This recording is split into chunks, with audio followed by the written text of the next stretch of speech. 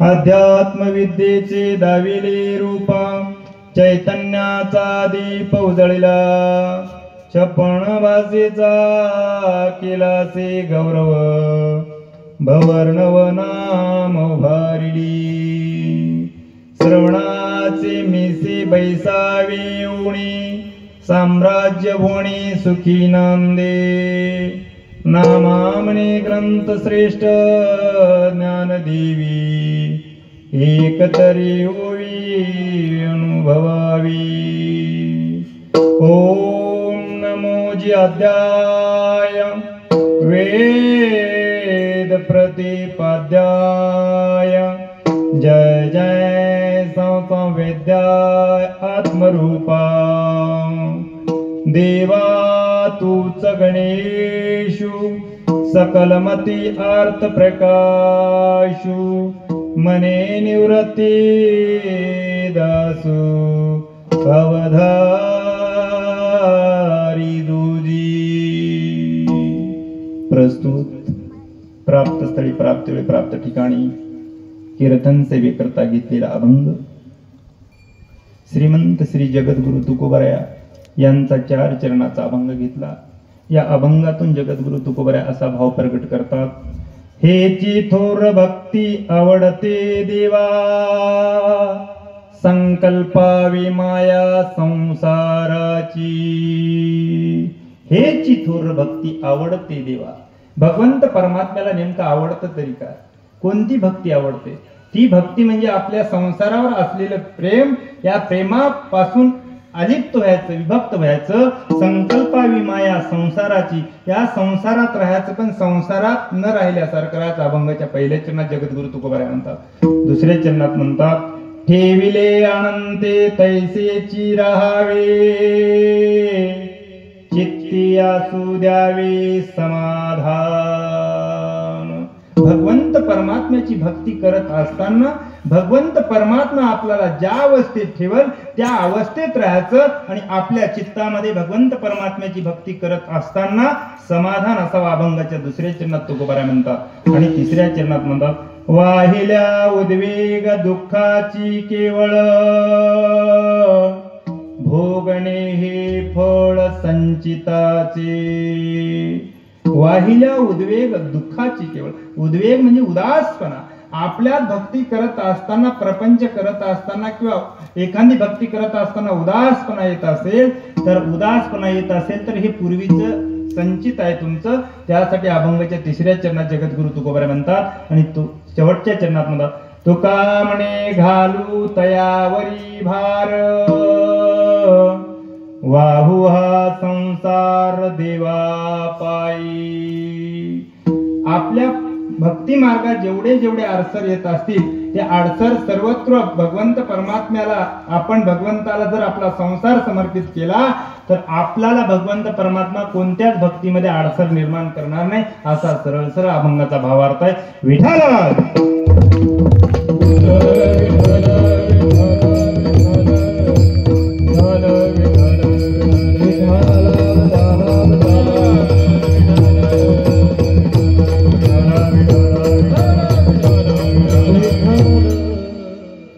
अभंगाचं निरूपण करण्यापूर्वी अल्पसा परिहार देणे वक्त्याचं काम आहे माझे मायबाप। अल्पसा परिहार म्हणजे मौजे ढिली या पवित्र भूमीवर हनुमंतरायाच्या दरबारात पांडुरंगाच्या कृपेने, साधू संतांच्या आशीर्वादाने, समस्त ग्रामस्थ मंडळीच्या सहकार्याने चालत आलेला हा अखंड हरिनाम सप्ताह। आणि या सप्ताहाच्या 4थ्या दिवसाचं वाक्पुष्प माझ्यासारख्या पामराच्या वाट्याला आलं हे माझं परमभाग्य समजतो, माझ्या मायबापाचे पुण्यही समजतो माझे मायबाप। आणि या कीर्तनाचा जो मला संदेश मिळाला ते तुमच्याच गावातले असलेले जे माळ आहे का बाबा, जे वारकरी संप्रदायात नितांत प्रेम करतात, त्यासाठी मी हरिभक्त परायण हे शब्द वापरू शकत नाही।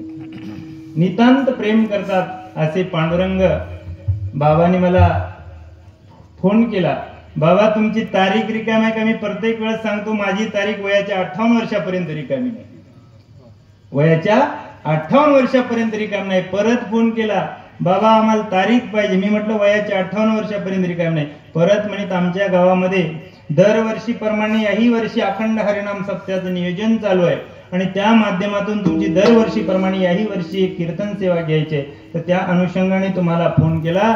तेव्हा मी बाबाला म्हटलं भगवंत परमात्मा मला सत्संगा करता बोलो, कीर्तना करता बोलो, भजना करता बोलो, कथे करता बोलो, भगवंत परमात्म्याचा मी कधीच आविर्भाव करणार नाही. तर गावकऱ्यांच्या वतीने ज्या पांडुरंग बाबांनी मला जे आमंत्रण दिलं त्या आमंत्रणाचा आविर्भाव न करता स्वीकार केला. माझे मायबाप स्वीकार केला हे लक्षात.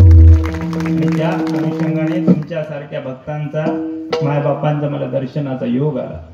आणि या ठिकाणी आमच्या वारकरी संप्रदायाचं भूषण आणि ज्यांचं भागवत तुम्ही भागवत कथा चालू आहे, ज्यांचा अमृततुल्य वाणीमधून तुम्ही भागवत श्रवण करत आहात, त्यांचा पूर्वीचा इतिहास तुम्हाला सुद्धा माहित आहे.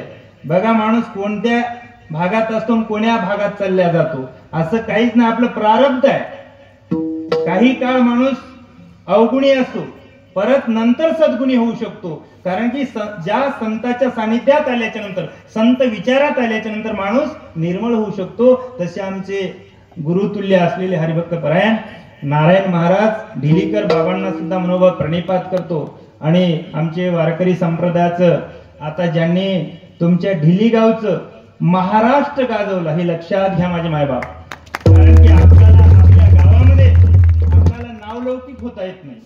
आपल्या गावामध्ये आपल्याला नावलौकिक होता येत नाही, पण ज्यांनी आपल्या कंठाच्या या आवाजावर पूर्ण महाराष्ट्रभर ओळख करून दिली असेल तर त्यांचे जे ढिली असे आमचे हरिभक्त परायण भागवत महाराज मार्कड बाबांना सुद्धा मनोभाव प्रणिपात करतो. आणि पुढी कन्या पुत्र होती जे सात्विक तयाचा हरिक वाटे देवा, भगवंत परमात्म्याला अशा रत्नाचा हरिक येतो, तुकोबरायाला सुद्धा अशा रत्नाचा हरिक येतो. तर त्याची धन्यता जे गायन करतात, जे आचरण करतात आणि महाराष्ट्रभर आपलं नाव लौकिक करतात, पण त्यांचं नाव लौकिक होईल पण त्यांच्या जे कार्याची धन्यता त्यांच्या मायबापाला मिळते हे लक्षात घ्या. त्यासाठी वारकरी संप्रदायातलं रत्न आणि आमचे असलेले सर्व गुणीजन भजनी मंडळ हरिभक्त परायण लक्ष्मण महाराज जयपूरकर बाबांना सुद्धा मनोभाव प्रणिपात करतो. आमचे हरिभक्त परायण अभिषेक महाराज